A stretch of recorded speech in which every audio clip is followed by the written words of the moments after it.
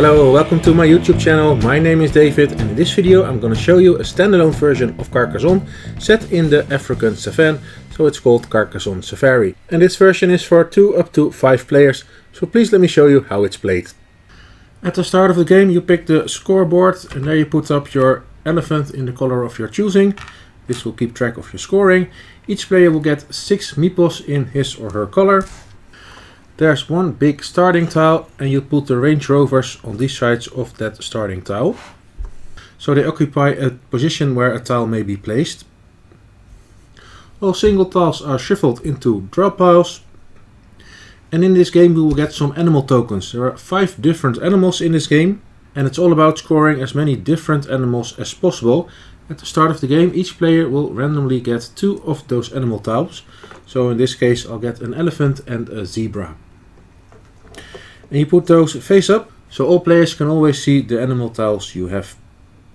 You'll decide who is the starting player, and when it's your turn, it's simple as always playing Carcassonne. You pick a tile, and you add it to an existing tile. So in this case I have a forest, so I can add it to this part of the forest, or maybe expand this part of the forest. I cannot place it over here because it doesn't match with the road, but I can put it over here or maybe over here or over here. But for now let's put it on the forest. And if you create a forest that has not yet a meeple on it, you can put your meeple on it and now you're the boss of this forest. And so you will try to expand this forest, because once the forest is finished, and it doesn't matter which player finished the forest, if you are the only player to have meeples in this forest, you score the forest. And you will score points based on the different kind of animals that are in this forest. So it doesn't matter how many animals there are, but how many different animals there are. In this case there's an elephant and a giraffe, so we have 2 different animals. And on the scoreboard you will see the number of points you score by completing the forest. In this case we have 2 different animals, so this player will get 3 points. If there was only 1 animal, I would score 1 point. 3 different animals gives you 6 points, 4, 10 points. And if you get all 5 different animals in the forest, you will score 15 points. The same goes for scoring a road. If I started a road and it is finished, I will score the points based on the number of different animals that are on this road. In this case a giraffe and a monkey, so there's 2 different animals. There's one difference in scoring. As you see, there are some birds flying over the forest. You will score 1 additional point for each little white bird that is flying over your forest. So in this case you will get 2 extra points for the 2 birds. If it's the yellow player's turn and he will put the road right over here, he cannot add his meeple to this road because this road already belongs to the red player. But the yellow player could try to create a new road. Maybe starting here, putting a meeple on that road, and later in the game connect the 2 roads together. And now they both own the road, so both players will now score the points for completing the road. And once you've completed a road or a forest, you also get your meeple back to your supply. Then there are also these single trees. If you place a tile with that tree, you can choose to put your meeple, laying it down to rest, on that tree. That will give you 2 of those animal tiles right away. And I will tell you in a minute what they do, but you get 2 of them for free right away. Your meeple will stay on this tree until all tiles surrounding the tree have been filled. Like this, the tree is completely surrounded by other tiles. Now the owner of this meeple will get his meeple back and he will get another 2 of those animal tiles. So by resting under this tree you can get up to 4 of those animal tiles. Why do you want to have animal tiles? Because they can help you score more points.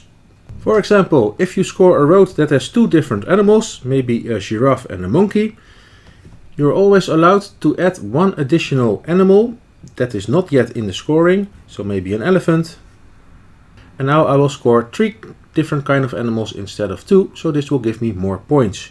You can only add 1 animal tile per scoring, but if you're scoring a forest or a road that does not have 1 of the animals you have a tile of, maybe you can add it so you can score extra points. At the end of the game you will get 1 point for each animal tile you have left, but of course it's worth more points if you use them to upgrade the scoring. That is one way to use these animal tiles. You can also use them to start a watering hole. If you add a tile to the game, instead of placing a meeple on it, you can also decide not to put a meeple on it, but put one of these animal tiles in the corner of a tile. In that case, you will start a watering pool on the tile you just laid down. You pick one corner that has to be a free space, so you cannot put it in the corner of a forest or a road, but maybe you can put it over here like this. And you put your meeple on it. And as you can see on the scoreboard, now you will score 3 points for starting a watering hole. In later turns, when you add a tile and you don't put a meeple on it, you can increase the watering pool.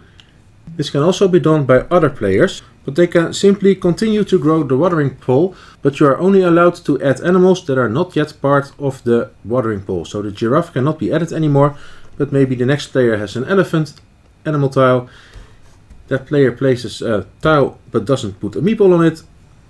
Then he can add his animal tile to any watering hole anywhere on the board, in this case over here. That player does not add a meeple to it, but the second part of the watering hole is scoring 4 points. So this can be either the player owning the watering hole, or other players can try to complete the watering hole as well. The player adding a third different kind of animal to the watering pool will get 5 points. And finally, the player that completes the watering pool by putting a fourth animal in the pool that is not already there, that player will score 6 points. And then the owner of the watering pool will get his meeple returned and score another 3 points. So for starting a watering pool, you will get 3 points. Then you or other players can score extra points for expanding the watering pool. And once it's completed, the owner will get his meeple returned, including 3 extra points. So be aware, if the owner of the watering pool also will put in the last piece of the watering pool, that player will score 9 points. You cannot add animals that are already present in the watering pool, although it could be possible. If another player places a tile over here, then this giraffe, for example, is not yet part of another pool. So in this case, it is possible that 2 same types of animals will end up in the same watering pool. And now when the watering pool is finished, both yellow and red will score 3 points when their meeple returns home. And those are the 2 ways to score points with your animal tiles. You can either add them to the score to create more different kind of animals in the project you just finished, being the road or the forest, or you can start or expand a watering pool to score even more points with your animal tokens. And at the end of the game, if you still have some of them left, they are worth 1 point each. Then finally, we have these 2 Range Rovers. If you place a tile and you don't place a meeple, you can choose to start or expand a watering pool, but you can also choose to move one of the 2 rovers. And you might want to put them next to a tile with the project that you are working on. Because if you're going to place a tile located where the Range Rover is, you will remove the Range Rover and add the tile. Then you will score 3 points simply for chasing the Range Rover away. And now you have to put the Range Rover anywhere else next to a border of one of the tiles. If you place no meeple and simply move the Range Rover, you will get no points. But if you remove a Range Rover by placing a tile on the spot where the Range Rover is, then you will score 3 points and get to move the Range Rover somewhere else. And so play simply continues until all tiles have been laid down. And when that player has finished his or her turn, we'll do some end scoring. Owners of roads or forests that have not yet been closed will still get 1 point for each animal that is present on the road or in the forest.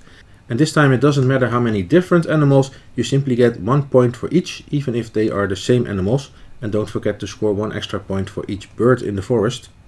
Like I said, each animal token is worth 1 point.